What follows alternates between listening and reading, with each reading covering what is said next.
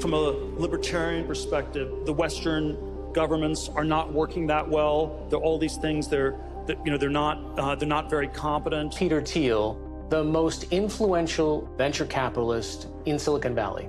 As a libertarian, I'm always sort of anti-government, anti the state. But there's also been an extraordinary decline of competence of the U.S. government. He is ultra-libertarian. I mean, it's like a real bring down the system ethos. Our system only works with growth. If you try to have a zero growth society, it would represent a tremendous break from our past. Billionaires should be allowed to pay less in taxes. Businesses should be allowed increasing freedom, bordering on the freedom to kind of run the world.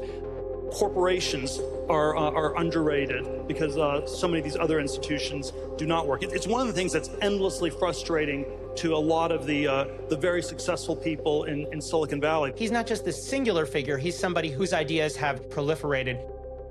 Following Thiel is sort of this path through the history of Silicon Valley. It's obviously very dysfunctional to have mass homelessness. It's very dysfunctional to have no law and order.